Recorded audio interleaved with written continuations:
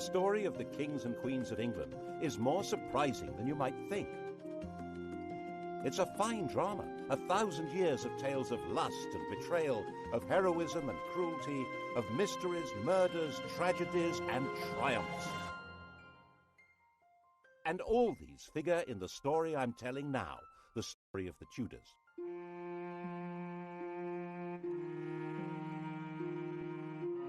Above all, though, the story of this great dynasty of rulers is a tale of passionate love affairs and what happens when love and high politics collide.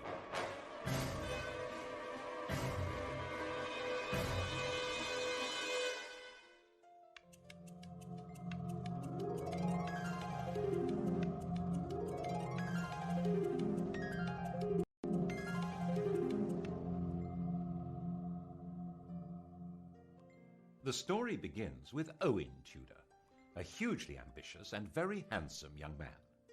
His father was an outlaw hiding out in the Welsh hills, but Owen managed to get employed as a servant in the household of the infant Henry VI. Now, this household was run by Henry's mother, Queen Catherine de Valois, a very sexy widow, who fell for Owen completely. There's no record that they ever got married, but they did have 5 children. When Catherine died in 1437, Henry VI was still only 13, and the barons who ran the kingdom in his name put Owen in prison. But when Henry came of age, he brought his stepfather, Owen Tudor, back to court and gave earldoms to his stepbrothers Edmund and Jasper Tudor. Owen ensured Edmund's marriage to a girl from Henry's family. Edmund died very soon after the marriage, but his 13-year-old bride, Margaret Beaufort, was already pregnant. Their son was born at Pembroke Castle. He was named after the king, Henry Tudor. And Owen had a grandson with a blood connection to the House of Lancaster, the family of the king. They weren't actually the legitimate line. Henry of Lancaster, Henry Bolingbroke, had deposed his cousin Richard II in 1399 to become Henry IV. The thrones of his son and grandson, Henry V and VI, rested on that shaky foundation, which crumbled in the Wars of the Roses when the true heirs to the throne, the House of York, began to battle for their inheritance. Owen Tudor stood squarely with the Henrys, the Lancastrians. That, after all, was where he had invested all his hopes. Kiss in Hereford Marketplace. He was the last Tudor to lose his head. But as we all know, the Tudors would take up this approach to problem-solving themselves, you might say, with a vengeance.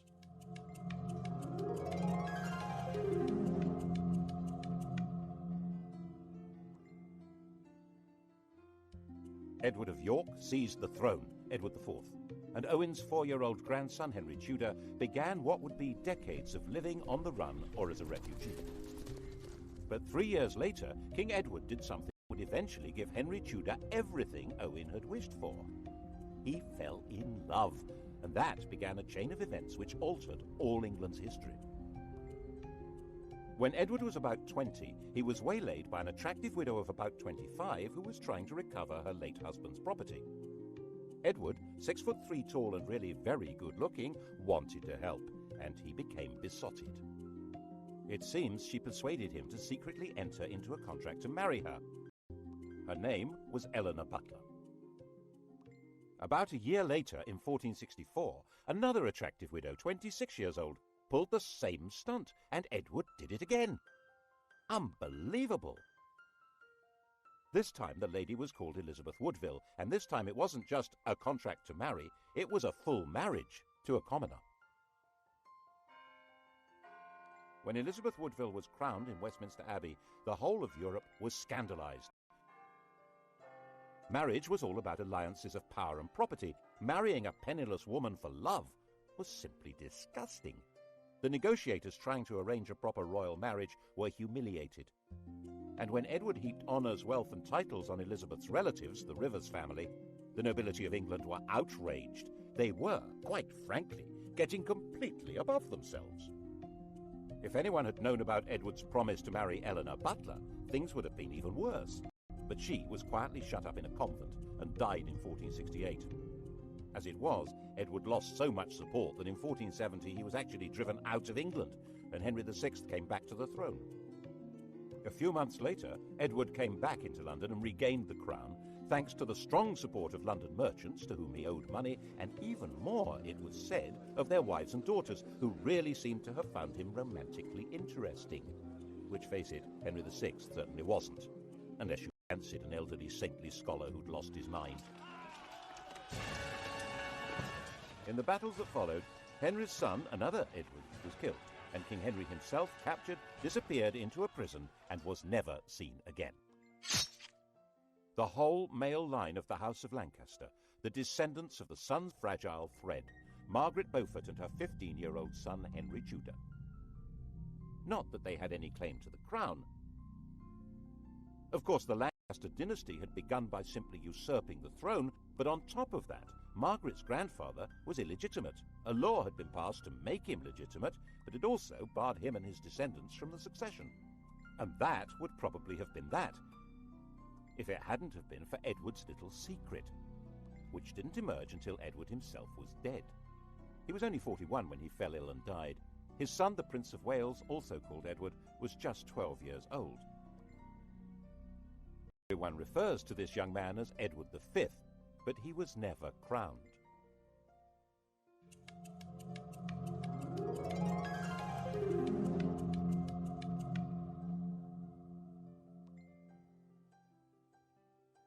The dead king's will was clear. Prince Edward would be his successor, of course, but he would be in the care of a guardian and protector of the kingdom. That person was Edward IV's brother, Richard, Duke of Gloucester.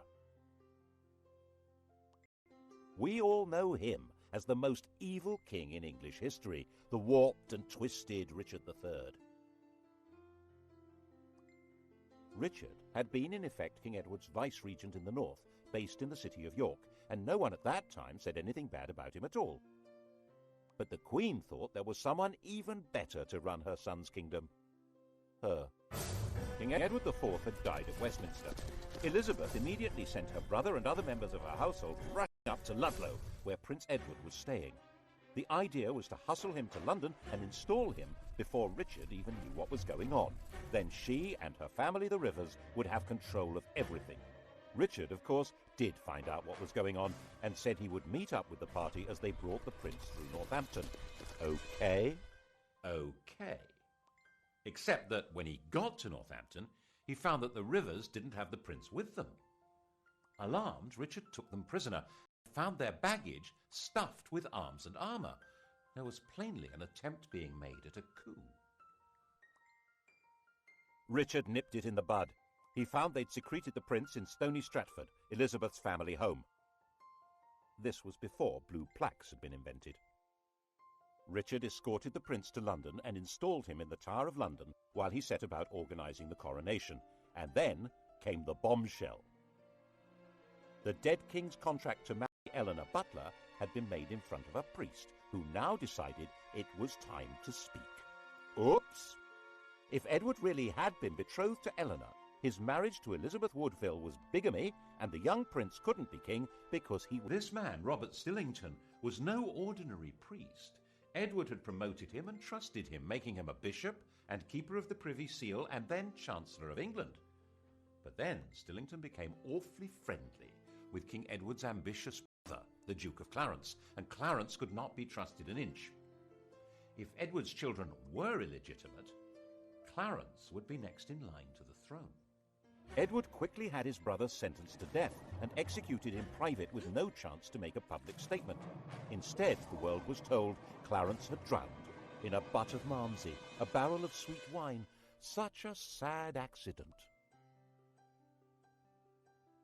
And Stillington spent a year locked in the Tower.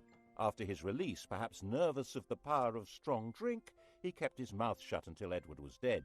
But now he spoke, and Parliament believed him.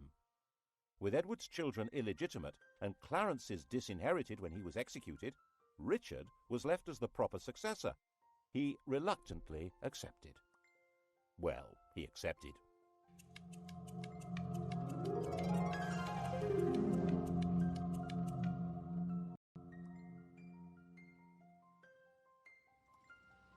and the Tower of London changed from the Prince of Wales's palace into his prison. He shared it with his brother. Neither was ever seen again. Did Richard have them killed? No one knows, but later the evidence was going to be shaped as far as possible to make him guilty. He's been said to have personally killed Henry VI and Henry's son, whose widow he married, and done the dirty deed with Clarence and the Malmsey, quite apart from the murder of the princes in the Tower. The picture of Richard that's come down to us, the hunchbacked, sinister and ruthless tyrant, is a caricature painted after he'd been deposed and immortalised by the Tudors' greatest propagandist, William Shakespeare. One of the buildings inside the Tower of London was even given the name the Bloody Tower to associate it with Richard's foul murder of the princes, though they almost certainly were in a different building anyway. He'd certainly been a popular figure in the north of England, where his brother had charged him with healing the divisions of the Wars of the Roses, but it only took 4 months for a rebellion to emerge against him. The rival candidate was, of course, the boy across the water, now not such a boy, Henry Tudor. The House of York was now as extinct as the House of Lancaster. Henry Tudor was all there was for disappointed Yorkists as well as Lancastrians. And there were plenty of disappointed Yorkists. Richard gave positions, power and wealth to men he trusted, whom he'd got to know in the north of England, leaving a lot of southerners out in the cold who thought they could do much better under a more sympathetic figure. And now he landed at Milford Haven in Wales on the 1st of August 1485. 3 weeks later, when he came to do battle at Bosworth, his force had grown by just 3,000 men. Richard came to the battlefield as rightful King of England. Before the battle began, he held a coronation ceremony, restating his right of true succession to the crown, a right which Henry Tudor did not possess at all. Actually, given the fact that his family was specifically barred from the succession, he had pretty much less claim than anyone else there. But that's not how things were working out. Richard III was the last English king to die on a battle. The crown of England was found lying under a bush at the end of the Battle of Bosworth and placed on Henry Tudor's head. And Henry understood how you rule England. Not by winning over great nobles, they'd pretty well all been wiped out, but by winning over public opinion. The pen is mightier than the sword, especially when it tells the story of what happened.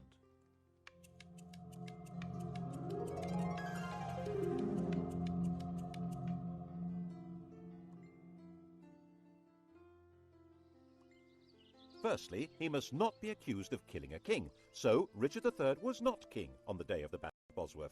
Henry Tudor dated his reign from the day before the battle. It was Richard who'd been fighting against a king, not Henry. Henry was king. It was Richard who was the traitor. Got that? Secondly, he must deal with the question of his legitimacy as a ruler, so he married Edward IV's daughter. She was the legitimate line of descent from William the Conqueror, a true Plantagenet. Their son, when they had one, would be the legitimate heir by every possible standard. Well, so long as Edward IV's daughter was legitimate, so that had to be dealt with. All documents relating to the business of Edward's marriage to Elizabeth Woodville being invalid were destroyed. All documents relating to the illegitimacy of their children were destroyed, including the Act of Parliament that had spelt out why Richard should be king. These orders were carried out so efficiently that only one copy of the Act has ever been found. That's how we know about it. Other evidence may have existed, destroyed even more efficiently. And if the children were not illegitimate, then of course Prince Edward had been the true King of England, and Richard was a regicide. What a villain! Assuming, of course, that Richard had been responsible for the boy's death. Well, he couldn't be alive, because if he were, he, and not Henry Tudor, would be the rightful king. There are some nasty people who suspect that if the princes in the Tower were still alive before the Battle of Bosworth, Henry would have disappeared them. Richard III became the Saddam Hussein of Tudor propaganda. Of course, the consolidation of power was not only a matter of creating favourable propaganda, it also involved getting rid of a few people. Clarence, for example, the Malmsey drowner, had a young son, the Earl of Warwick, a nephew of both Edward IV and Richard III. He had been barred from the succession, but so had the man now on the throne, so there was no security in that. He went straight into prison in the Tower of London. But then a priest in Ireland suddenly produced a 10-year-old boy who he said was the rescued Earl. The boy looked right, spoke right, had all the right manners. He was solemnly crowned in Dublin Cathedral as Edward VI, and a force of Irish supporters backed by Flemish troops then landed in the north of England. They were supported by the Earl of Lincoln, John de la Pole, who was also a nephew of Edward IV and Richard III. He was their sister's son. In fact, Richard III, who had no children, had designated John as heir to the throne. John knew perfectly well that the child was an impostor called Lambert Simnel, who had been carefully trained for the project. The rebels had obviously assumed that Henry had killed the Earl of Warwick, so wouldn't be able to prove that Simnel was an impostor. They were wrong. The prisoner, still alive, was put on public display, and the rebels were crushed. But never missing a trick, Henry forgave the child and gave him a job in the royal kitchen. He grew up to be a royal falconer. Another impostor appeared in 1492, this time claiming to be the younger of the princes in the Tower, Richard, Duke of York. His real name was Perkin Warbeck, and he stayed on the continent collecting support from anyone who fell out with Henry. Henry had persuaded Parliament to set up a special court to try members of the nobility who were a threat to the crown. A number of Warbeck's supporters suddenly found themselves arrested, tried for treason, and facing execution. This court was to become the notorious Court of the Star Chamber. Perkin was a constant irritant, first trying to invade from Ireland, then teaming up with the King of Scotland, and finally in 1497 he raised a rebellion in Cornwall, which Henry crushed, and promising leniency persuaded Perkin to surrender. Perkin was imprisoned in the Tower, which of course already housed Clarence's son, the Earl of Warwick. And of course it wasn't long before evidence appeared that the pair of them were plotting a joint escape, and that was the end of both of them. There was one other person with a claim to the throne, Henry Tudor's mother, Margaret. In fact, whatever claim he had, she must have a better one, but no woman had ever ruled England in her own right. And Henry needed a son to inherit the throne.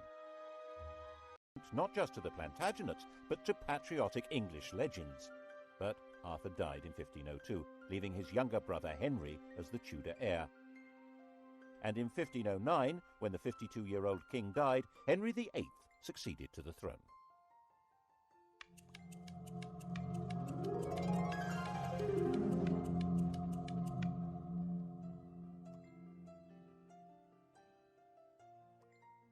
He was the perfect king, a king out of the storybooks. He was 17 years old, extremely well educated, extremely good looking, with polished manners and the style and physique of an athlete. He also had an unchallengeable claim to the crown, and to secure the succession, Henry VIII married the woman to whom he'd been betrothed for 7 years, Catherine of Aragon, his dead brother's widow. The Spanish worried that this was against church rules, and so the Pope granted a dispensation. In fact, this was all rubbish. While the Bible specifically forbids a man from sleeping with his brother's wife, it actually insists that he must marry his brother's widow. Anyhow, 2 years later, Catherine gave birth to a son, but the infant soon died. So did the next. In fact, the marriage only produced one child that lived, a girl called Mary. Henry was effectively all-powerful. There were no great barons anymore in England, and his father had left a well-stocked treasury. Parliament consisted to a large extent of men who depended one way or another on royal favour, and the countryside was controlled by justices of the peace who served the government. You can see the change in the very nature of power from the home of Henry's Chancellor. 50 years earlier, Edward IV's Chancellor had been a Neville, the son of the Earl of Salisbury. In those days, an Englishman's home had been his castle. Middleton Castle, actually. It was his father's home, and that great lord had also been Chancellor. Independently powerful men, based in a mighty fortified palace. But under the Tudors, the great power of the Nevilles had been broken. Middleton Castle was in the hands of the king. When Henry VIII's Chancellor Wolsey built himself a home, it certainly wasn't a castle. It was this magnificent palace, Hampton Court. Glass windows instead of arrow slits and chimneys instead of crenellations. No one needed a fortified house under the protection of a great king, and it was all at Henry's pleasure. If Wolsey didn't deliver what the king wanted, he was entirely dispensable, And that, of course, is what happened.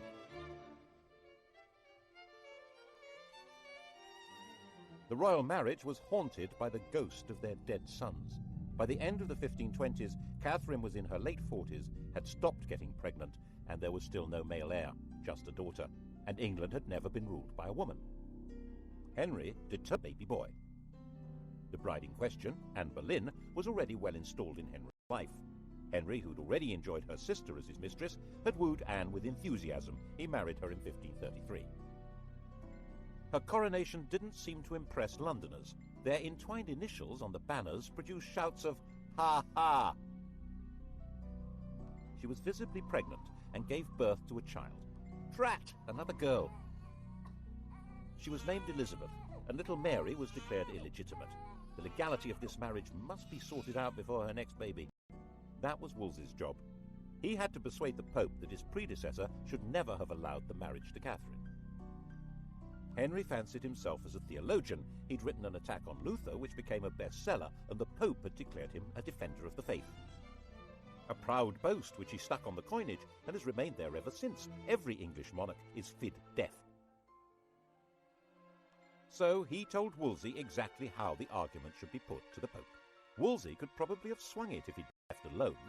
As it was, he failed and lost his job. And the Pope had also failed. So Henry, the defender of the faith, filed the Pope. To achieve this drastic act, having himself legally declared the supreme head of the Church in England, required an extraordinary shift in power. He had to find a way of giving the nation a voice so that it could say what he wanted. That way was through Parliament.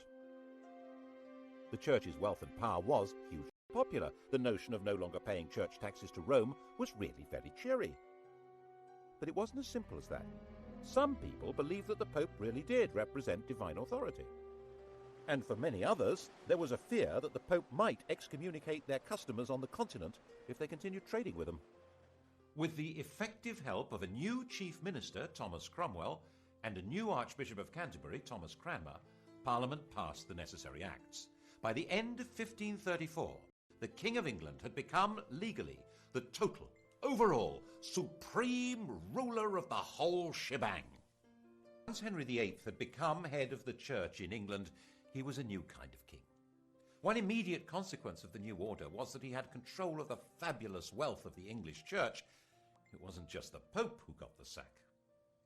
He closed down all the monasteries and nunneries. There weren't all that many people in them, less than 10,000 over the whole country, but there may have been 10 times that number dependent on them. And in areas such as Lincolnshire and Northumberland, there was armed rebellion. One of the rebel leaders was John Neville from that great old family of barons, but the Nevilles were no threat to the modern crown. The rebellions were crushed. And monastic lands were sold off cheap to bolster the treasury, who would loyally support the crown. The old struggle for power between the papacy and the monarchy had now been decisively settled. Becket, the 12th century archbishop whose defence of church power had led to his martyrdom, had been the most popular saint in England. Henry ordered Becket to be declared no saint, to be tried and convicted of treason, and for his bones to be burned and the dust scattered in the air. Who's in charge now, eh? What's more, in 1536 Catherine of Aragon died, meaning that the problem of the ex-queen had gone away. He and Anne Boleyn dressed in bright yellow to celebrate. But 4 months later, he was told that Anne had committed adultery. Henry was surrounded by courtiers jockeying for influence, forming alliances, factions, to do down those who might damage them. And Anne became a victim of an organized campaign by those who felt endangered by her faction. Whether it was true or not, no one knows, because Henry's fury was so total that her trial and those of her supposed lovers was a travesty. She might indeed get pregnant with a boy, but then its parentage would be in doubt, and she might not. She'd miscarried at least twice since Elizabeth's birth. Without a legitimate son, it had all been for nothing. Anne was imprisoned in the royal lodgings in the Tower of London.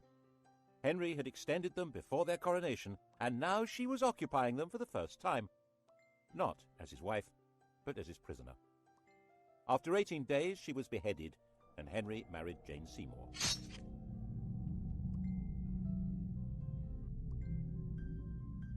England after the death of Anne Boleyn was a kingdom like no other. Henry ruled in England as head of the church as well as king, like some pagan priest-king. He was the judge of heresy as well as crime. He held the keys to heaven as well as to earthly promotion. That chap in the Vatican was now just referred to as the Bishop of Rome. To even think the wrong thoughts in this kingdom could be treason. That was how the new Chancellor, Thomas More, found himself imprisoned in the bell tower of the Tower of London.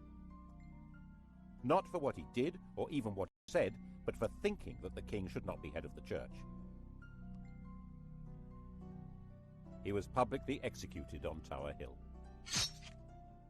Henry was terrifying, magnificent, generous, dangerous, and in most people's eyes, the best king England had seen in a very long time. And Jane had a son, Edward. Sadly, she died in childbirth, but the throne was safe. His only problem was abroad, and by 1539 it did begin to look as though the Bishop of Rome might be lining up some muscle against him. But there were now well-established and powerful Protestant princes in Germany, and on the fine old principle that my enemy's enemy is my friend, the defender of the faith, intellectual scourge of the Lutherans, had married one. Actually, neither of them was much interested in theology, or in each other. Henry, now fat, with an ulcerating leg and a vicious temper, thought his 23-year-old wife was plain silly and lacking in all the graces. He called her a Flanders mare, and they both quickly agreed the marriage was a terrible mistake. Fortunately, it was soon discovered that she had a pre-contract of marriage with someone else, and so there never had been a valid marriage to Henry. The only casualty was Thomas Cromwell, who'd set the whole thing up, and who now went to the block. Well, him and one of Anne's ladies-in-waiting, Catherine Howard. Her destruction began when More's ended. She was a kind of well-connected Monica Lewinsky figure, a teenager with sex on her mind who wanted to seduce the most powerful man around. And he fell for her and married her. And when she carried on being sexy and had sex with other men, he flew into another tempestuous rage and had her beheaded. Her lovers' heads were mounted on London Bridge. Henry then decided to marry John Neville's widow, Catherine Parr. She was extremely nervous, but had no choice. She worked hard at trying to keep Henry's temper in check, moderating his ferocity towards people he thought were traitors or heretics, and persuading him to acknowledge Mary and Elizabeth as his legitimate children. His death, 4 years later in 1547, was obviously a huge relief.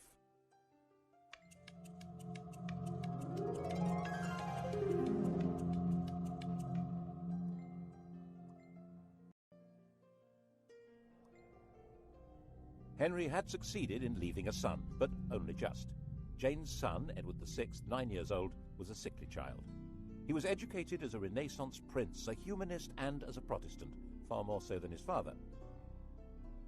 He was only a child, and government was in the hands of a council, but in a world of royal tyranny, this... So John had been talking things over with his Royal Little Highness, and they cooked up this bizarre proposal to hand the throne to John Dudley's daughter-in-law, the 15-year-old Jane Grey.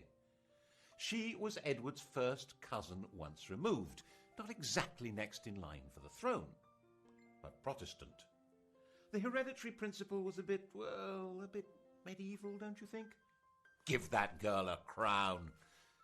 Jane knew absolutely nothing about what was being planned for her, and when she found out that she was to be queen, she fainted in shock.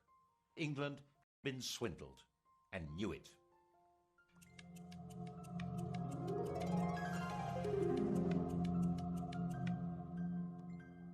Jane came to London as queen, but was she? Everyone's eyes turned to Mary. Throughout all that had happened since Henry had disowned her, Mary had very publicly maintained her Catholic faith and the public celebration of the Mass. She'd become a symbol of resistance to tyranny, and whenever she appeared in public, she was mobbed and cheered.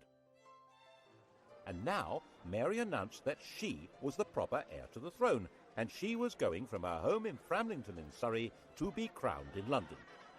The journey was a procession through villages and towns filled with cheering crowds. She entered London to the greatest street party the city had ever seen. The dancing, drinking and bell-ringing went on all night. After just 9 days as the first woman to rule England, Jane was placed under arrest by her own father, who was supposed to be her chief defender. She was imprisoned, and Mary felt obliged in the end to have Jane executed. It didn't help that her father joined a rebellion against Mary. But by then, 6 months after her triumph, many people were ready to rebel against Mary. The defiant woman who'd stood against tyranny was now on the tyrant's throne. The English didn't actually like the papacy, but Mary did. The English didn't like Spain, but Mary did. She married its king, Philip II. And the English didn't like being forced to subscribe to religious beliefs on pain of death. Mary had 277 people burned alive because of their religious opinions. Bloody Mary. Unable to have children, a bitter invalid, England's second queen died in 1558, 42 years old, the most detested ruler in all England's history. There were celebrations almost as fervent as had greeted her arrival 5 years before.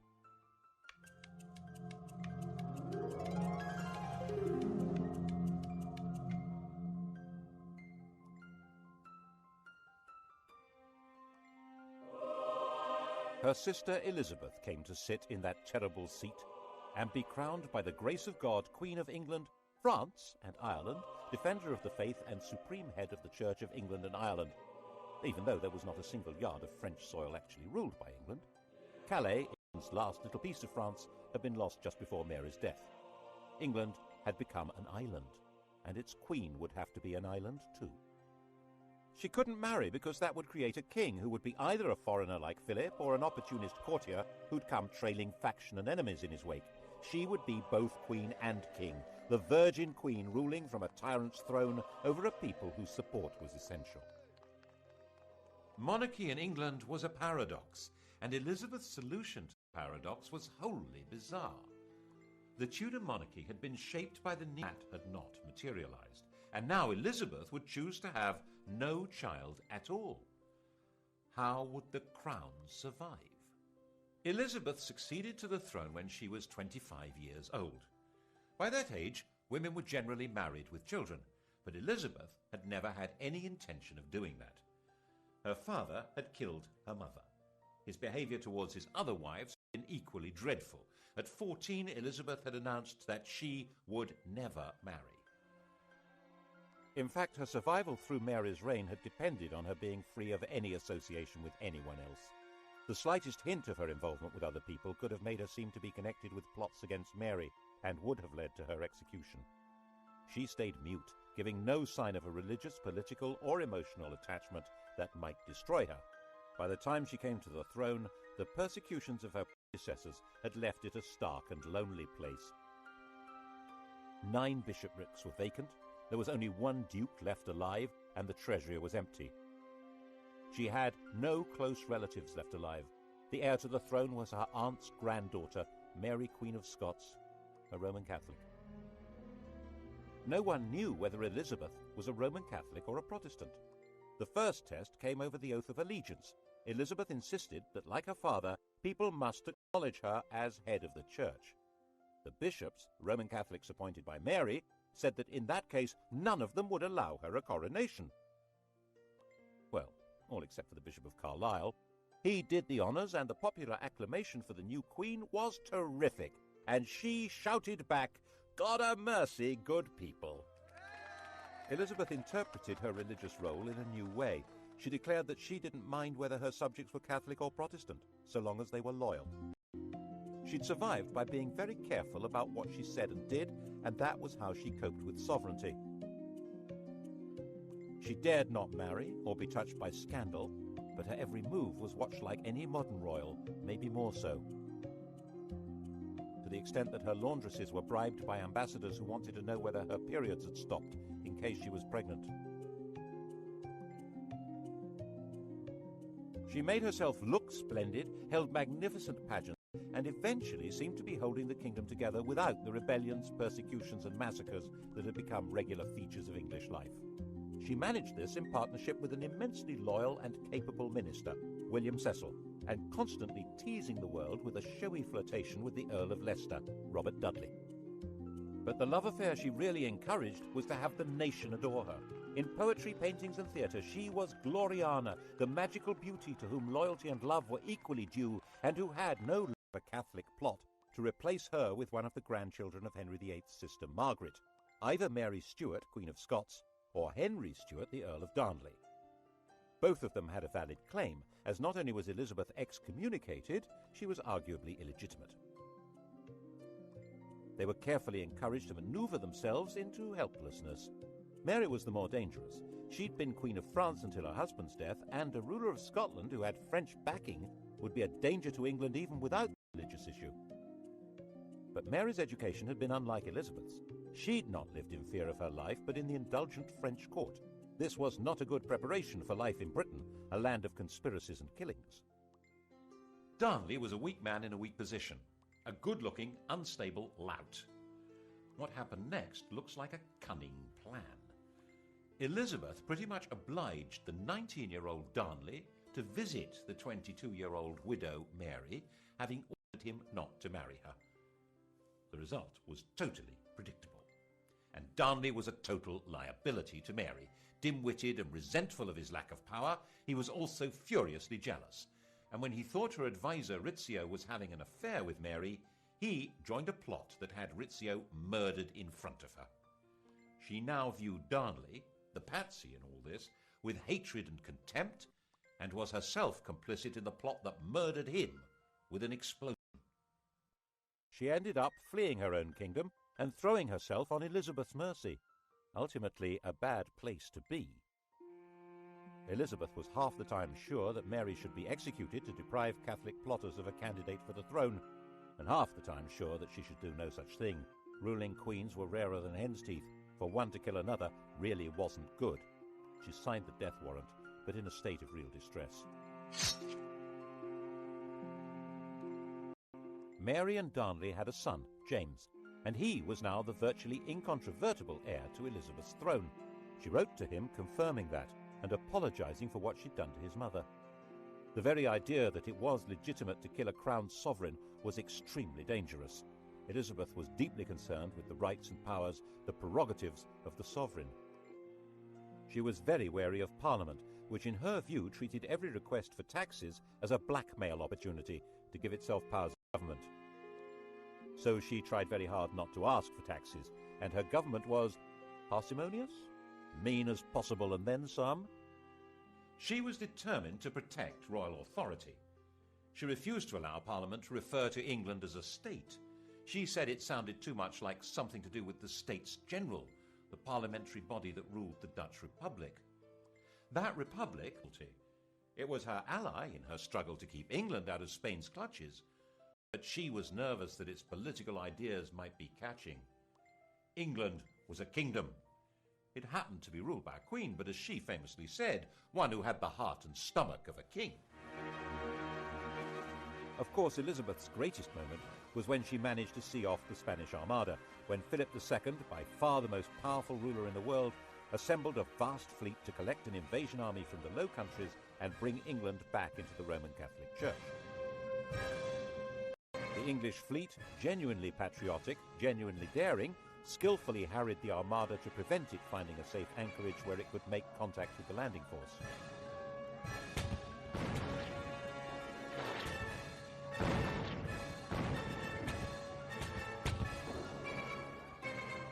When the Spanish decided to sail home, they were hit by strong winds and heavy seas that were too much for many of these Mediterranean cargo vessels. So far as the English and the Dutch were concerned, God had blown them away. Philip himself saw it as a baffling defeat that meant God was not on his side. But Elizabeth was still not prepared to ask Parliament for the money to pay her victorious sailors' wages. They were not due to be paid until they came ashore, so their queen left them rotting at anchor. And when messengers came to court to plead for the starving men who'd saved England, they arrived in the middle of extravagant celebrations of the victory and were turned away. Elizabeth died, the grandest of all England's rulers, in 1603. Her successor was Mary's son, James Stuart, already ruler of Scotland. He had inherited glory, but with it an empty treasury and an isolated kingdom. In the next programme, we'll see what the Stuarts did with this poisoned chalice.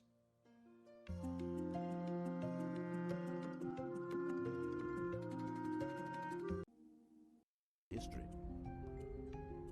When Edward was about 20, he was waylaid by an attractive widow of about 25 who was trying to recover her late husband's property. Edward, 6'3" tall and really very good-looking, wanted to help, and he became besotted. It seems she persuaded him to secretly enter into a contract to marry her. Her name was Eleanor Butler. About a year later, in 1464, another attractive widow, 26 years old, pulled the same stunt, and Edward did it again. Unbelievable! This time the lady was called Elizabeth Woodville, and this time it wasn't just a contract to marry, it was a full marriage to a commoner. When Elizabeth Woodville was crowned in Westminster Abbey, the whole of Europe was scandalized. Marriage was all about alliances of power and property. Marrying a penniless woman for love was simply disgusting. The negotiators trying to arrange a proper royal marriage were humiliated. And when Edward heaped honours, wealth and titles on Elizabeth's relatives, the Rivers family, the nobility of England were outraged. They were, quite frankly, getting completely above themselves. If anyone had known about Edward's promise to marry